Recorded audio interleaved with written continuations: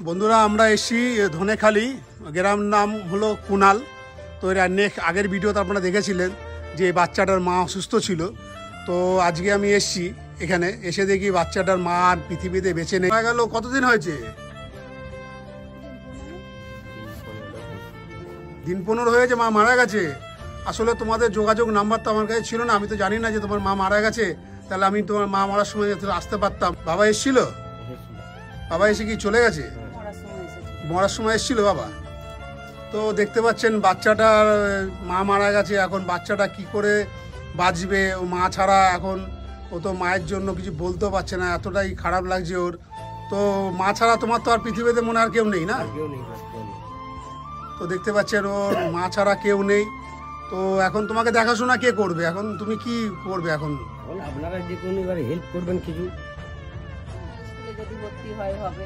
তো আমি আগের বারে এসেছিলাম, স্কুলের পয়সা দিয়ে গেছিলাম। যাই হোক, সেই সময় ওর মা দুর্ঘটনা ঘটে গেছে। মা পৃথিবীতে আর বেশি নেই। মাকে ভালো মন্দ খাইয়েছে।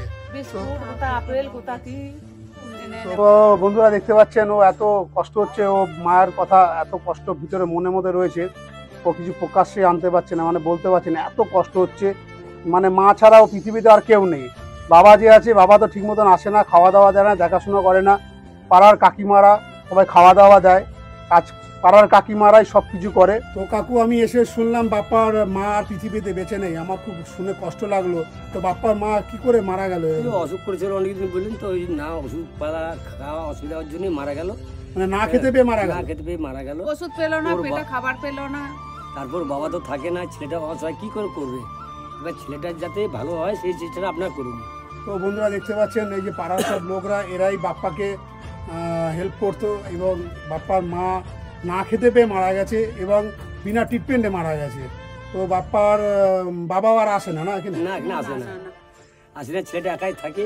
এবার আপনারা করুন যেটা ভালো হয়, আপনারা করুন যাতে ছেলেটা ভালো লেখাপড়া করতে পারে। আমি আগের ভিডিও দেখতে পেয়েছিলেন, এক অসুস্থ মা এখানে ছিল, তার ছেলে আছে একটা 7-এ পড়ে। তো আমি এসে দেখলাম যে ভাবলাম কিছু বাজার হাট সব কিছু করে দেবো, কিন্তু ওদের ফোন কিছু ছিল না, আমি যোগাযোগ করতে পারিনি। তো এসে শুনি এর মা পৃথিবীতে বেঁচে নেই। আমার এতটা কষ্ট লাগছে এই বাচ্চাটার জন্য। এবং এই বাচ্চাটার এখনও পর্যন্ত মার শ্রাদ্ধর কাজ ঠিক মতন হয়নি। হালকা কিছু কাজ হয়েছে, আর কিছু কাজ বাকি আছে।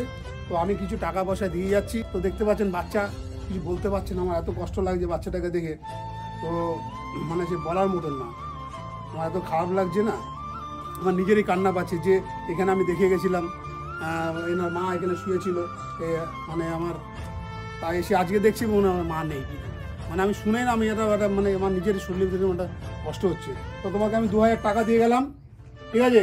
তুমি মায়ের কাজ করবে, আর যা টাকা বাঁচবে তুমি কিন্তু স্কুলে ভর্তি হবে। আমি নেক্সট আবার আসবো। তো তুমি কি পড়াশোনা করতে চাইছো?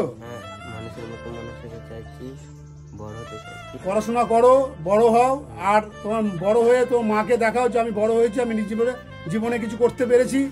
সেটা তুমি যদি বড় হবে, তুমি যে জীবনে কিছু করতে পারো, তোমার মা ওপর থেকে দেখছে, তোমার মা খুব খুশি হবে। মাঝে মাঝে এসে ওকে একটু দেখে যাবেন, একটু সাহায্য করে যাবেন, আর কি। তো বাপ্পাকে আমি তোমাকে বলে যাচ্ছি, তুমি যতদিন পড়াশোনা করতে চাইবে আমি তোমাকে পড়াশোনা শেখাবো। তুমি মন দিয়ে পড়াশোনা করো, পড়াশোনা করে বড় হও। এই যে পাড়ার সব লোকরা আছে, কাকিমা জেঠিমারা আছে, এদের আশীর্বাদ নিয়ে তুমি বাবার পড়াশোনা করো। পড়াশোনা শিখে বড় হও, বড় হয়ে তুমি দেখাও যে আমি মা চলে গেছে, আমি এমন কাজ করে দেখাবো যে মা জানি আমার ওপর থেকে আমাকে দোয়া আশীর্বাদ সব করে।